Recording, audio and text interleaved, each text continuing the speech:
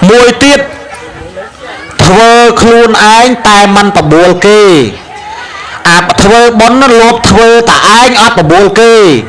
nâng lộc sầm đành tha na cốt ta chiết miên trọp sầm bạc trán tai ớt miên nhiệt tê chẳng ạ nhiệt nhôm thấu cất đó dương mình ai miên trọp sầm bạc hay ớt miên nhiệt mình ai tê bà miên lui hơi khai chỉ nẹ miên hơi tai khmiên nhiệt ruột nâu khmiên này tê nhôm khmiên này tê chẳng ạ lọt tập phol mà nô khla đài miên lui miên cạ miên pra hay khmiên nhiệt nắng bị chiết môn máu lốp thua bon ta anh man ta bùa kê nè ai chấm nói ti bay man bà bùa kê hơi man thua khuôn anh tiết nâng lộc sầm đai tha nhiệt có khmiên lui có khmiên cò mà chọp cò tiền nhiệt cò tiền lui nè mô ta sa thế bà vẹ tao rẹ hạ tao sama sam buddhasa nè mô ta sa thế vẹ tao rẹ hạ tao sama sam buddhasa nè mô ta sa thế vẹ tao rẹ hạ tao sama sam buddhasa nhôm prakarana machah sum namaskar thwai bង្គំជុំបីប្រត្រៃរដ្ឋដោយសេចក្តីគោរពនិងដោយសេចក្តីជ្រះថ្លាដ៏ខ្ពង់ខ្ពស់សពកាលទាំងពួងសូមចម្រើនពរដល់អស់លោកអស់អ្នកជាសាធុសពបរោះស្រីប្រុសទាំងអស់គ្នាដែលបានអញ្ជើញមកចូលរួមនៅក្នុងពិធីបុណ្យដាលៀនឬបុណ្យដាភូមិឬបុណ្យកំសាន្តភូមិញោមខាងសារ៉េរៀបចំមីក្រូហ្នឹងញោមតម្លើងបាសនោះបន្តិចហ្នឹងហើយដើម្បីឲ្យស្ដាប់កាន់តែលឺបន្តិចដែលមិនអញ្ចឹងឲ្យពិបាកសំដែងធោះណាពួកក្មេងនៅក្បែរនេះច្រើនណានៅក្នុងអូលារាត្រីនេះខ្ញុំប្រកាសរណាអាត្មាភាពបានមកចូលរួមដើម្បីបានឱកាសសម្ដែងនៅធម្មទេសនានៅក្នុងពិធីបុណ្យដាលៀនឬបុណ្យកំសាន្តភូមិនេះដែលស្ថិតនៅភូមិអីទេអាត្មាមិនស្គាល់ទេភ្លេចហើយដឹងតែខេត្តគៀងយ៉ាងឬកមួនសហ្នឹងហើយនៅក្នុងថ្ងៃនេះគឺញាតិញោមជាពុទ្ធបរិស័ទចង់ស្ដាប់ចង់ដឹងអត្ថន័យខ្លឹមសារបុណ្យដាលៀនឬក៏ដាភូមិឬក៏កំសាន្តភូមិហ្នឹងមានអត្ថន័យខ្លឹមសារយ៉ាងណាហើយប្រវត្តិបុណ្យហ្នឹងមានតាំងពីចំនួនណាមកជាទូទៅញាតិញោមជាពុទ្ធបរិស័ទមួយចំនួនខ្លះក៏បានសិក្សារៀនសូត្រផ្នែកពុទ្ធសាសនាក៏បានយល់បណ្ឌញាតិញោមមួយចំនួនខ្លះដែលគាត់មិនបានសិក្សាផ្នែកពុទ្ធសាសនាហ្នឹងគាត់អត់តាន់យល់ទេអត់តាន់យល់អត្ថន័យខ្លឹមសារបុណ្យដាលៀនឬក៏បុណ្យដាភូមិកំសាន្តភូមិអាហ្នឹងនៅលើគេហៅទេណាញាតិញោមពុទ្ធបរិស័ទកន្លែងខ្លះគេហៅដាលៀនតំបន់ខ្លះទៀតគេហៅដាភូមិកន្លែងខ្លះទៀតគេហៅបុណ្យរួមភូមិកន្លែងខ្លះទៀតគេហៅបុណ្យកំសាន្តភូមិតែអត្ថន័យបុណ្យហ្នឹងវាមិនខុសគ្នាទេតែមួយទេញាតិញោមជាពិសេសញាតិញោមអ្នកស្រុកស្រែចំការគឺញាតិញោម តែងតែដឹងហើយហើយបើតាមដែលញោមអ្នកនិមន្តហ្នឹងថាពីមុនឆ្នាំមុនហ្នឹងមិនដែលមានទេសនាទេចឹងមែនទេញាតិញោមហ្នឹងហើយមិនដែលទេសនាទេឥឡូវនេះនិមន្តមកនេះដើម្បីឲ្យលោកគ្រូឡុងចន្ទថាហ្នឹងសម្ដែងឲ្យដឹងអំពីអត្តន័យខ្លឹមសារបុណ្យហ្នឹងថាមូលហេតុអីបានជាគេធ្វើរាល់ឆ្នាំមិនដែលខានប្រភពរឿងរ៉ាវបុណ្យដាលៀននេះនៅក្នុងគម្ពីរធម្មបទមានសម្ដែងជាប់តាក់ទួងរឿងចលកាលនិងមហាកាលអាហ្នឹងប្រវត្តិរឿងបុណ្យដាលៀនហ្នឹងចលកាលមហាកាលហ្នឹងពីអ្នកបងប្អូនឪពុកម្ដាយស្លាប់ទៅមានស្រែធ្វើជាមួយគ្នានឹងពីអ្នកបងប្អូនហ្នឹង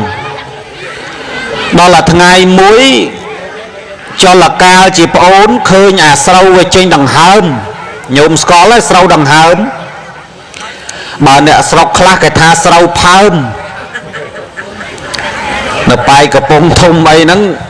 អ្នកមានផ្ទៃពោះគេមិនហៅផ្ទៃពោះទេតំបន់ខ្លះគេហៅអ្នកស្អីទេពិបាកស្ដាប់ដល់ហើយញោមគេថាផើមប្រហែលខែហើយអាហ្នឹងវាមានតំបន់អញ្ចឹងណាហើយយើងខឹងគេមិនបានទេព្រោះគ្រាមភាសាអ្នកស្រុកអាហ្នឹងគេនិយាយតាមតំបន់តាមកន្លែងដល់ពេលមានដង្ហើមអញ្ចឹងទៅសាប់ចលកាលបងហែកអាដង្ហើមស្រូវហ្នឹងភ្លក់ដល់ភ្លក់ទៅមានរសជាតិឆ្ងាញ់កើតចិត្តមានសទ្ធាចង់ជ្រះថ្លាចង់ហែកអាដង្ហើមស្រូវហ្នឹងយកបបរប្រគេនលោកឆាន់ចង់ធ្វើបុណ្យទៅបបួលបងគិតថាបបួលបងឯងហើយដង្ហើមស្រូវនឹងយកទៅបបរប្រគេនលោកឆាន់ព្រោះវាមានរសជាតិឆ្ងាញ់យើងធ្វើបុណ្យមួយពេលហ៎បងដល់បងគេថាបងឯងឈួតទេអាណាគេឲ្យធ្វើអញ្ចឹងតែហែកហ្នឹងហាន់ហោចអាលាលាត់អស់ឥឡូវគេមិនឲ្យធ្វើអញ្ចឹងទេប៉ុន្តែចិត្តប្អូនហ្នឹងវាជ្រះថ្លាដល់ចិត្តប្អូនជ្រះថ្លាសាតាបបួលហើយបបួលទៀតបងមិនព្រមនាំគ្នាចែកស្រែជាពីរហ្មងចែកជាពីរមួយចំណែកនឹងបោះបងមួយចំណែកនឹងបោះប្អូនកាត់ចែកជាពីរអញ្ចឹងបើប្អូនហែកដង្ហើមស្រូវធ្វើបុណ្យធ្វើតែប្អូននោះអត់មានពាក់ព័ន្ធមួយបងទេព្រោះយើងចែកគ្នាដាច់ហើយសាតាចលកាលប្អូនបបួលមិត្តភ័ក្តិមកជួយហែកដង្ហើមស្រូវគ្នាបបរប្រគេនភិក្ខុសង្ឃដើម្បីយកបុណ្យកុសលដោយអំណាចចិត្តជ្រះថ្លានឹងវាមុតមមផងចំណន់នឹងដូចជារឿងអច្ឆរិយៈនឹងវាច្រើនផងញាតិញោមជាពុទ្ធបរិស័ទស្រាប់តែណែតម្លើងអញ្ចឹងបានល្អណាស់ស្រាប់តែនាំគ្នាហែកដង្ហើមស្រូវនឹងប្រគេនលោកឆាន់ធ្វើចង្ហាន់ប្រគេនលោកឆាន់គាត់ណាហែកហើយអីហើយប្រគេនលោកឆាន់ហើយអីហើយមកមើលស្រូវស្រាប់តែនៅដង្ហើមពេញអាដែលណែរឿងវាអស្ចារ្យអញ្ចឹងញោមមើលដល់អញ្ចឹងកោតចិត្តជ្រះថ្លាទៀតដល់កោតចិត្តជ្រះថ្លាទៀតសាប់អំឡំគ្នាធ្វើអញ្ចឹងទៀតហែកមើលនៅតែពេញអញ្ចឹងទៀតមានអីញាតិញោមមកអ្នកស្រុកគេជឿជាក់ចំពោះរឿងហ្នឹងរឿងអច្ឆរិយៈរឿងហ្នឹងក៏វាអស្ចារ្យដល់ពេលប្រមូលផលញាតិញោមប្រមូលផលច្រូតស្រូវច្រូតហើយមិនតាន់បោកបែនទេធ្វើបុណ្យម្សាដល់បោកបែនហើយអីហើយស្រាប់តែធ្វើបុណ្យម្សាទៀតធ្វើស្រែនឹងវាចេះតែបានផលច្រើនខ្មែរយើងពីដើមគេហៅថាប្រពៃស្រពប្រមេនោះណាដោយថាដោយអំណាចបុណ្យកុសលឲ្យអានុភាពនឹងវាខ្លាំងជាក់ស្ដែងផងដល់អញ្ចឹងទៅនឹកឃើញចេះញោមគេគិតថាធ្វើញឹកពេកអញ្ចឹងវាអត់មានពេលឥឡូវយើងកំណត់គ្នាពេលណាយើងហើយស្រូវប្រាំងស្រូវវស្សាចាំយើងជុំគ្នាធ្វើបុណ្យដាលៀនចេញម្ដងអញ្ចឹងហើយបានជាទំនៀមទម្លាប់នឹងជាប់មកដល់សពថ្ងៃឲ្យតែហើយស្រូវហើយស្រែអ្នកស្រុកគេបបួលគ្នាធ្វើបុណ្យដាលៀន ឬបនកំសាន្តភូមិហ្នឹងគឺប្រវត្តិតាក់ទងរឿងចលកាលមហាកាលហ្នឹងមានតាំងពីចំនួនហ្នឹងមកញាតិញោមមានសម្ដែងក្នុងគម្ពីរធម្មបទណាញាតិញោមជាពុទ្ធបរិស័ទហើយចោះរឿងបនដាភូមិនេះឬក៏បនកំសាន្តភូមិឬក៏បនឆ្លងភូមិហ្នឹងតើគេធ្វើហ្នឹងមានប្រយោជន៍អីដែរវាមានហេតុភេទដូចម្ដេចដែរបានជាគេធ្វើជាទូទៅតាមភូមិនីមួយគេតែងតែធ្វើមិនដែលដាច់ទេញោមគេតែងតែធ្វើជារៀងរាល់ឆ្នាំឲ្យតែគេហើយស្រូវអញ្ចឹងគេនាំគ្នាកំណត់កន្លែងណាទីតាំងណាដែលមានទីលានល្អធំល្អអញ្ចឹងទៅគេសន្មត់យកកន្លែងហ្នឹងធ្វើជារោងបុណ្យសម្រាប់ប្រារព្ធពិធីបុណ្យកំសាន្តភូមិឬដាភូមិហ្នឹងរឿងហ្នឹងវាជាប់តាក់ទងទៅនឹងក្នុងគម្ពីរធម្មបទអដែលសម្ដែងអំពីរឿងនាងកាលយកណីនាងកាលយកណីហ្នឹងចេះញោមអារឿងបុណ្យដាភូមិហ្នឹងណានាងកាលយកណីហ្នឹងគេនិយាយរឿងប្រពន្ធដើមប្រពន្ធចុងប្រពន្ធដើមការហើយហ្នឹងវាអត់មានកូនដល់អត់មានកូនអាត្មាគិតថាសង្ស័យតាអាទេបានអត់កូននោះប៉ុន្តែអានេះអត់កូនហ្នឹងសង្ស័យពីមុនស្ងោពងទាទេញោមបានជាអត់កូនតែបើស្ងោឆ្អិនប្រគេនលោកឆាន់ប្រហែលជាមានកូនតែដល់អត់ប្រគេនលោកហូបតែឯងអត់កូននឹងបណ្ដោយទៅអាហ្នឹងវាសិតតែមានរឿងកម្មពីវរារឿងផ្សេងទេបើអាត្មាគ្រាន់តែបញ្ញាក់ស្មារតីញោមរឿងនាងកាលយកណីហ្នឹងប្រពន្ធដើមការហើយអត់មានកូនសាតែម៉ែខាងប្រុសហ្នឹងគិតអូតែអត់មានកូនអញអត់មានអីបន្តពូជទេអាចឹងក៏ម៉ែបកើតខាងប្រុសហ្នឹងសម្រេចថាទៅដណ្ដឹងនារីផ្សេងមួយទៀតឲ្យកូនណែនឹកឃើញថាប្រពន្ធទី1អត់កូនហើយបើប្រពន្ធទី2អត់ទៀតរហូតប្រពន្ធទី3ឲ្យទៀតហ្មងម៉ែក្មេកនោះចិត្តល្អចំយៈញោមចិត្តល្អងាយរស់ទេម៉ែក្មេកម៉ាក់ហ្នឹងអាកូនការហើយអត់មានកូនទៅរកប្រពន្ធមួយទៀតឲ្យកូនទៀតម៉ែក្មេកឥឡូវគ្មានរៀនអញ្ចឹងទេរៀនអញ្ចឹងឥឡូវបំដុតផ្ទះចោលទៅនៅវត្តទាំងអស់គ្នាឥឡូវមិនហ៊ានទេញោមដល់ពេល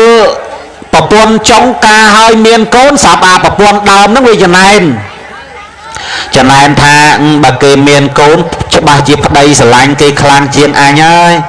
អញអត់មានកូនតែបន្តិចប្តីលេងស្រឡាញ់ហើយអញគ្មានអីទីពឹងនេះខ្មាស់គេអញ្ចឹងកើតចិត្តចង់ទម្លាក់កូននាងប្រពន្ធចុងអាគ្នាតែមានកូនដំបងគ្នាមានដឹងអីប្រពន្ធដើមគេផ្សំថ្នាំទៅស៊ូគ្រូពេទ្យណាទេផ្សំថ្នាំទម្លាក់កូនដំបងដល់បានថ្នាំហ្នឹងមកប្រាប់នាងប្រពន្ធចុងហ្នឹងថាអ្នកនាងថ្នាំហ្នឹងនាងឯងផឹកទៅដើម្បីឲ្យកូនហ្នឹងវាល្អឲ្យកូនហ្នឹងមានសុខភាពល្អម្ដាយហ្នឹងមានសុខភាពល្អដល់ពេលនាងហ្នឹងផឹក3 4 5ថ្ងៃទៅផឹកទៅធ្លាក់កូនហ្នឹងស្លាប់បាននាងប្រពន្ធចុងហ្នឹងគិតថាអូនាងឯងហ៊ានសម្លាប់កូនអញម្ល៉េះហើយតាំងចិត្តព្យាបាទត្មងតាំងចិត្តថាអញកោតជាតិណាអញស៊ីកូននាងឯងវិញត្មងណែការព្យាបាទគ្នាណាញោមមិនមែនរឿងលេងសើចទេណារឿងហ្នឹងដល់ឡាអញ្ចឹងទៅប្រពន្ធហ្នឹងងាប់ទាំងពីរញោមដល់អាយុត្រូវងាប់ទាំងពីរស្រាប់តាអាប្រពន្ធចុងហ្នឹងកើតជាឆ្មាអាប្រពន្ធដើមអត់កូនហ្នឹងកើតជាមន់គ្រាន់តែមេមន់ហ្នឹងញាស់កូនភ្លាមឆ្មាហ្នឹងស៊ីងាប់អស់លីងហ្នឹងមកចុះវាចងពីញោមគ្រាន់តែមន់នឹងពងហើយញាស់ចេញកូនមកឆ្មាស៊ីខ្ទេចឲ្យតែកូនមកឆ្មាស៊ីខ្ទេចអញ្ចឹងមន់នឹងចងពីថាជំនឿណាជាតិក្រោយយើងនឹងស៊ីកូននាងឯងវិញដល់ពេលស្លាប់ចុះស្លាប់ឡើងស្រាប់តានាងប្រពន្ធចុងទៅកើតជាខ្លានាងប្រពន្ធដើមហ្នឹងនាងប្រពន្ធចុងកើតជាខ្លានាងប្រពន្ធដើមកើតជាមរឹកហ្នឹងឲ្យតែមានកូនខ្លាស៊ីអស់អាលីងហ្មងអត់សល់ទេញោមឃើញទេវាចងកម្មចងពីនឹងគ្នាអញ្ចឹងបានថាមនុស្សខ្លះវាមានកម្មពីជាមួយគ្នាគ្រាន់តែឃើញមុខស្អប់តែហ្មងញោមមិនបាច់ដល់ឡើយនិយាយឃើញតែមុខស្អប់តែហ្មង អ ហើយដល់អាត្មាញាតិញោមគ្រាន់តែឃើញមុខស្រឡាញ់ទេមកនេះវាខុសគ្នាអញ្ចឹងណាអាត្មាមិនស្អាតស្អីញោមខ្មៅអាងឹតឈឹងប៉ុន្តែញោមគ្រាន់តែឃើញមុខលោកគ្រូឡុងច័ន្ទថាហ្នឹងរៀងស្រឡាញ់ចូលចិត្តទៅមកអាហ្នឹងធ្វើម៉េចអាហ្នឹងនិស័យប៉ុនវាមិនដូចគ្នាញោមវាមិនដូចគ្នាទេហ្នឹងហើយដល់តែពេលហើយញោមគ្រាន់តែមករឹកនឹងកូនមកខ្លាស៊ីអស់មករឹកនឹងកូនមកខ្លាស៊ីអស់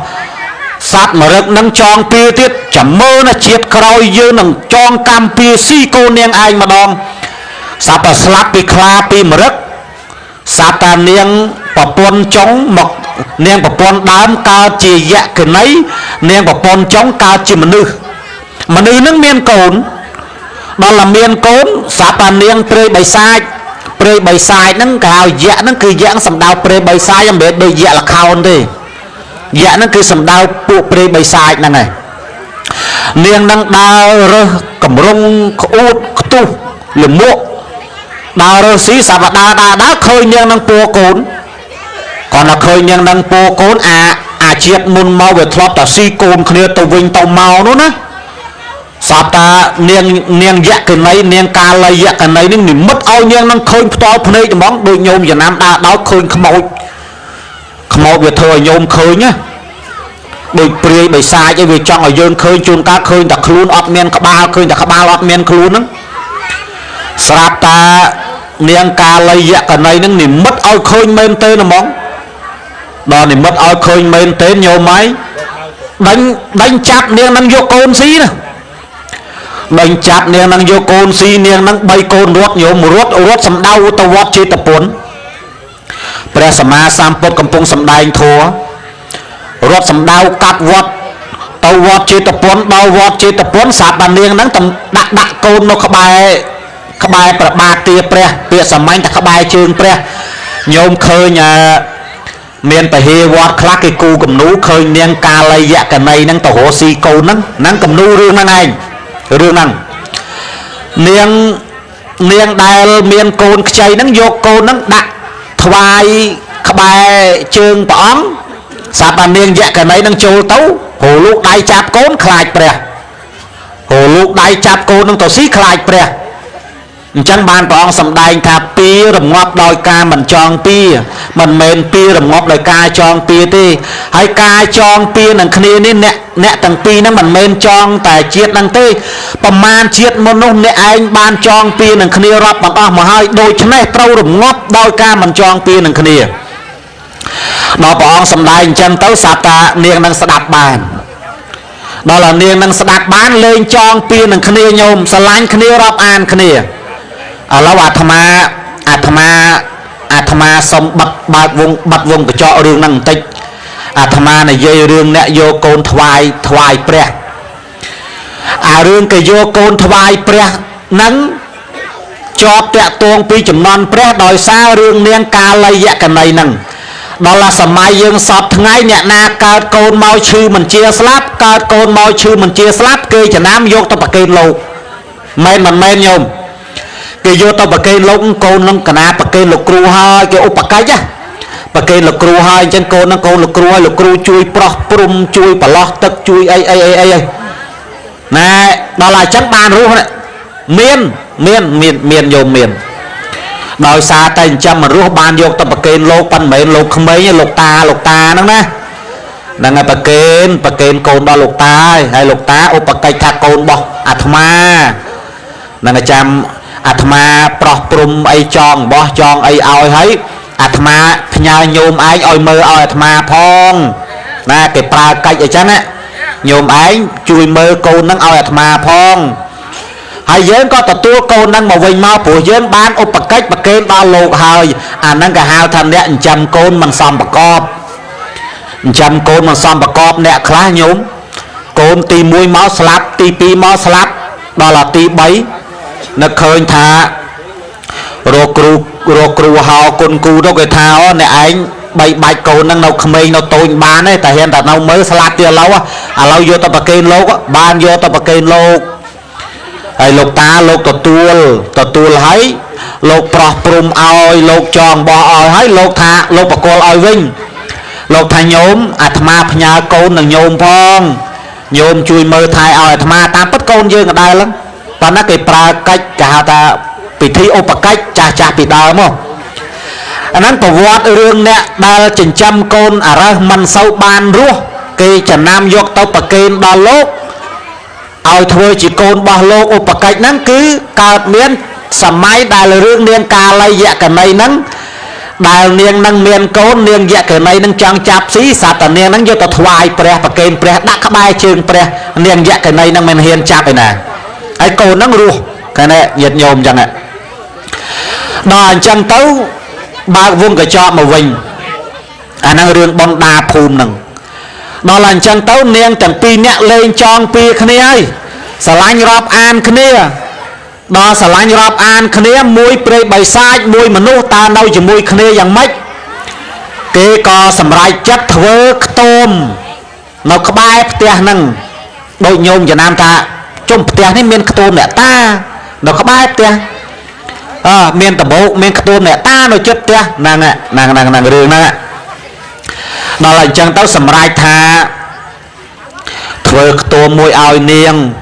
ហើយមានសំណែនមានអីចេះតែដាក់ឲ្យនាងអញ្ចឹងទៅហើយអ្នកស្រុកអ្នកអីហ្នឹងក៏គេចេះតែគោរពជឿតាមទៅក៏រាប់អានស្និទ្ធស្នាលគ្នាហើយនាងហ្នឹងក៏មានការរាប់អានជាមួយនឹងនាងដែលមានកូនហ្នឹងហើយក៏រាប់អានជាមួយអ្នកស្រុកហ្នឹងនាងកាលីយកណីហ្នឹងដែលជាព្រៃបិសាចហ្នឹងហើយនាងហ្នឹងប្រាប់ញោមប្រាប់បើសិនជាខែណាភ្លៀងខ្លាំងនាងហ្នឹងយល់សពប្រាប់គេយល់សពប្រាប់អ្នកស្រុកថាណែអ្នកស្រុកទាំងអស់គ្នាឆ្នាំហ្នឹងកុំធ្វើស្រែជើងទួលពីព្រោះភ្លៀងច្រើនប្រយ័ត្នអាលួយអត់បានទេអ្នកស្រុកគេនាំគ្នាធ្វើស្រែលើទួលវិញអាកន្លែងខ្ពស់វិញទឹកអត់លិចស្រាប់តែគេបានផលបានអីចឹងទៅដល់ពេលហើយស្រូវគេធ្វើបន់កំសាន្តភូមិហ្នឹងឲ្យទិសកសលដល់នាងទៅណែដល់ពេលមួយទៀតនាងនឹងប្រាប់ទៀតណែកុំធ្វើបន់កុំធ្វើស្រែលើខ្នងទួលមិនសូវបានផលទេពីព្រោះខែនេះឆ្នាំនេះមិនសូវមានភ្លៀងទេបើចង់បានធ្វើនៅជើងទួលកន្លែងទំនាបទៀបបានផលអ្នកស្រុកគេនាំគ្នាធ្វើតាមដល់ធ្វើតាមទៅបានផលបានអីចឹងទៅគ្រាន់តែហើយស្រូវគេធ្វើបន់កំសាន្តភូមិហ្នឹងឲ្យទិសកសលជូនដល់នាងហ្នឹងទៀតណែញាតិញោមគាត់ណាអាហ្នឹងវាសិតតែជាប់តាក់ទងរឿងច្រើនណាស់ញាតិញោមដែលដឹងហើយរឿងគេហៅជំនាញផ្ទះជំនាញទូកប៉ុន្តែក្នុងកម្ពីគេមិនហៅជំនាញគេហៅនាងផ្ទះនាងទូកដូចនាងផ្ទះហ្នឹងបើនិយាយកំណើតគេហៅថាកំណើត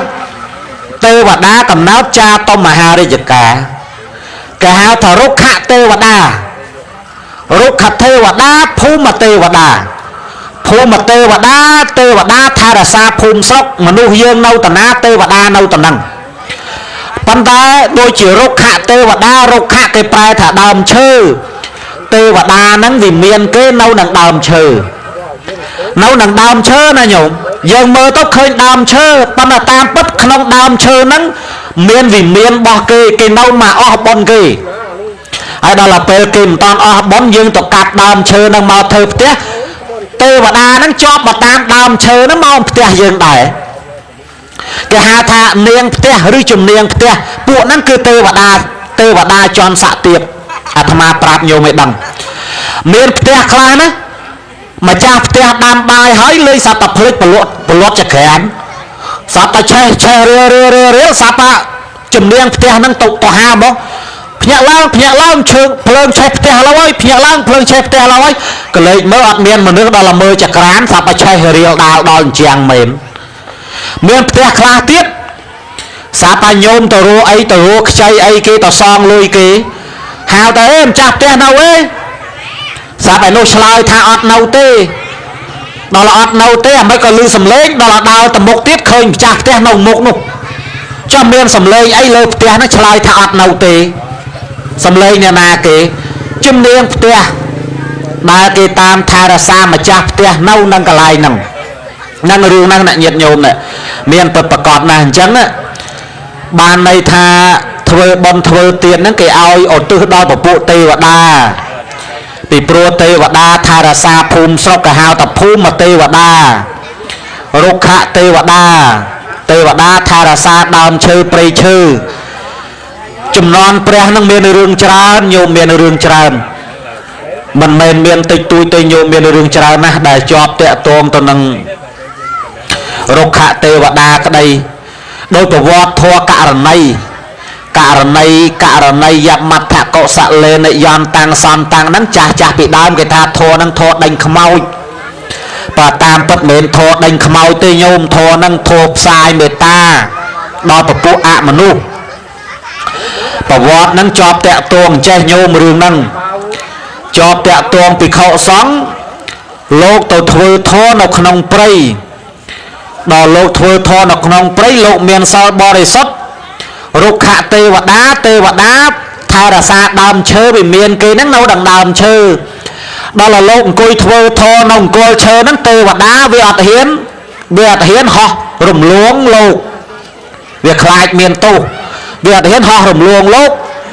việc cất tháng lột bạch mọn mau pi 7 ngày lột tàu với nha chạy đón lột nâu nắng rập khải đò rập khải tê và đá nắng về mày hiền họ có lòng lột đó là ọt hiền họ có lòng lột chân tấu nhiệt nhôm chỉ bút body sát việc tha bà mình thua ở lột khai tế ọt miền cả lại nào đi chân miền ấy viên thì mất thua chưa miệt thông khăn ơi bình prey cách mê chơi trao lột hay lột cả nó mình toàn chùm non prey ấy rót prey đôi dương đây bàn tôi tu prey sama samput nấu ai vọt chế tập pun có bỏ ong trung bằng riêng thua cả này dầm mặt thật có sờ lên để giòn tăng nè hãy ao tao cả lại nâng với nhà đai đo tao cả lại nâng với nhà đai bộ bộ tê và đa nâng về bà lại về luồng lốt đo lại lột sâu thua nâng đo lột sâu thua nâng thua sai người ta đo chân tê và đa nâng cất tha trong lột anh thưa ba bập nâng hỏi ọt khăn ai tiếp sai người ta đo anh tiếp đó là chân tê và đá nó cao chặt chẽ thla là hốt đo thì mất thôi chi mà nó đom tức bạc kênh bị khẩu xong cả miền đây này nó cao chặt chẽ thla xua tha đam chơi nâng miền cái nấu á miền tất bạc cọt nhiều miền á đam chơi nhôm Việt Nam á đam chơi đại miền riêng tê và đá đại miền sật thô ai nấu cả lại nó ngả năng sạch tầm miền hơi nhôm anh công tộc cạp công tộc co công tộc bầm piên bây giờ miền ta nhà ha rừng rào năng về miền cho nó nhôm mình bên rừng lên thềm tê po mình bên rừng lên thềm tê chẳng tê tham ma còn là trong bạch chẹ put body sát ở bàn đạp thà rừng bon đa liên hai sau ní cao chênh pi cho là cao mà hà cao pi nẹt bong ôn đó là rừng bon đa phum rừng cầm san phum nắng kê rồi lật nực khơi đó là rừng niên ca lây dạ cái này nó đại chia nè ta mà chặt sọc cái hà ta bọc búa ạ mà nuốt đôi chi nè ta nó không phùm sọc mơ thai mà phùm nâng chẳng mơ thai mà phùm nâng ban sọc sọ bài hơi ta hơi sâu hơi sái kê thôi bon đa phùm rư cầm san phùm kia từ cái sọc đó nè ta đó ạ mà nuốt đa thai là xá đâu nâng phùm dương nâng á chẳng ban chỉ kê mình cháu cái tay để thôi chỉ riêng rồi cho năm ai mình men đã cả lại như tê thưa nhôm ao tại nè can đập bột sa sana chỉ bị say nhôm nè thưa sai dầm cai cho 3 năm năm đào khan tê chỉ bị say nhiệt nhôm nè khai kiên giang này được khai cầm bùn so nâng đào khan này thưa rồi cho năm hay bon room kia chẳng lọ nó nhôm lọ nó mình đôi bon ai cái chôn thế bon room kia chẳng ọt miên bạc cọp bạc chia mà cru sa mà liên pi liên đồng ấy ọt kịch đấy nhiệt nhôm chụp bột bò để sát bon room kia sưu lắm miền ta mà nè mà rồi pon mà nè đọp mớn có bon bàn đấy nhôm bảo bon mà hai bon thà mà nè thà hà sập mớn đồng nó có ta bàn đấy tại mà bon ai cái chôn với nhôm anh triêm ta mà $1 pi $1 đó mình cho nâng con vắng nhôm bập nhiều khla màu trôi bon trôi tịnh tịnh hay số vui tu anh trao tiếp nhôm bánh khá và đôi năng bon ai cái chôn tại bảo bon room kia chứ miền đây bảo bá nhôm đó là về chẳng hạn chán vô mà mập té mà sạ เคยនេះបនបាត់ហើយបច្ច័យមានតិចតួចតាមសទ្ធាហ្នឹងបនបាត់ហ្នឹងណាហើយធ្វើបនរួមគ្នាអញ្ចេះហ្នឹងបានផលយ៉ាងណាដែរអាត្មាបញ្ជាក់5ញោមបន្តិចបនរួមគ្នានេះណាញោមបានផលអានិសង្ឃខ្លាំងណាស់បើតកើតឋានសួគ៌ទៅជាមួយគ្នាណាញាតិញោមដូចញោមអាចារ្យគាត់ប្រធានអ្នកដឹកនាំក្នុងភូមិហ្នឹងធ្វើបុណ្យហ្នឹងបើតកើតឋានសួគ៌ទៅទាំងអស់គ្នាហើយលោកអាចារ្យអ្នកដឹកនាំហ្នឹងបើកើតទៅឋានទេវតាមេគេទៀតហើយញាតិញោមកូនចៅចូលរួមហ្នឹងកូនចៅរបស់អាចារ្យទាំងអស់ញោមទៅជាមួយគ្នាអាហ្នឹងអាស្រ័យយើងធ្វើបុណ្យចូលគ្នាប៉ុន្តែកន្លែងខ្លះអត់ទេញោមប៉ុន្តែញោមអាចារ្យនេះគាត់ចូលខ្ទេចចូលខ្ទីបុណ្យកន្លែងខ្លះអាចារ្យប្រកាសតែគេខ្លួនឯងអត់ចូលទេដូចស្វាយចន្ទទីអញ្ចឹងឲ្យគេទៅពួនក្នុងក្របបាត់អស់ហើយលេងដល់ខ្លួនឯងនៅក្រៅម្នាក់ឯងតឡំតន់អញ្ចឹងអាហ្នឹងឲ្យលទ្ធផលបបួលតែគេខ្លួនឯងមិនធ្វើប្រយ័ត្នដូចស្វាយចន្ទទីលោកយាយលោកតាចូលកសលទាំងអស់គ្នាគេម្នាក់100000ម្នាក់200000ដល់លោកអាចារ្យថាគេចូលអស់ហើយអញមិនបាច់ចូលក៏បានបនដែរអនាគតដូចស្វាយចន្ទទីហ្នឹងអាត្មាប្រាប់ប៉ុន្តែញោមអាចារ្យគាត់ឆ្លាតគាត់ថាដែរកុំឲ្យពិបាកឯងចូលមុនគេមកអាណាឲ្យពួរឲ្យពួរអត់ទេអញអាចារ្យហើយចូលមុនគេអាហ្នឹងគាត់ឆ្លាតប៉ុន្តែអាចារ្យខ្លះអត់ទេចឹងមែនណាញោមប៉ុន្តែអាចារ្យស្រុកយើងនេះទេអាចារ្យកន្លែងផ្សេងអត់កើតទេអាហ្នឹងបបួលតែគេខ្លួនឯងអត់ធ្វើណាញោមណាអាត្មាប្រាប់លទ្ធផលអាត្មាប្រាប់បបួលគេធ្វើបុណ្យប៉ុន្តែខ្លួនឯងអត់ធ្វើអនាគតជាតិញាតអត់ខ្វះទេតែអត់មានលុយចាយដោយសារអីយើងបបួលឲ្យគេហូបបាយតែយើងអត់ហូបខ្លួនឯងអាហ្នឹងអញ្ចឹងណាយើងបបួលឲ្យគេធ្វើបុណ្យគេធ្វើបុណ្យដល់ទៅពេលខ្លួនឯងមិនធ្វើនិយាយពីញាតអត់ខ្វះទេទៅណាក៏គេរាប់អានដែរច្រើនណាគេរាប់អានប៉ុន្តែអត់មានទ្រព្យសម្បត្តិណាញាតិញោមជាពុទ្ធបរិស័ទស្រីប្រុសទាំងឡាយមួយទៀតធ្វើខ្លួនឯងតែមិនបបួលគេអាធ្វើបុណ្យលោភធ្វើតែឯងអត់បបួលគេនឹងលោកសំដែងថា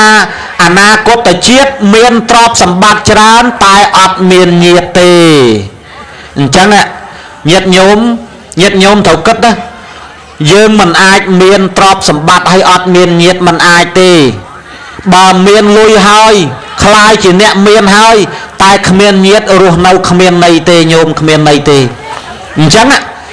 លទ្ធផលមនុស្សខ្លះដែលមានលុយមានកាក់មានមាសមានប្រាក់ហើយគ្មានញាតិហ្នឹងពីជាតិមុនមកលោភធ្វើបុណ្យតែឯងមិនបបួលគេណែអាចចំណុចទី3មិនបបួលគេហើយមិនធ្វើខ្លួនឯងទៀតអាហ្នឹងលោកសំដែងថាញាតិក៏គ្មាន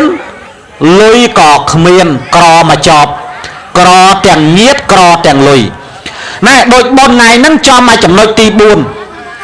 បបួលគេហើយធ្វើខ្លួនឯងទៀតបានន័យថាទ្រព្យសម្បត្តិយើងក៏មាន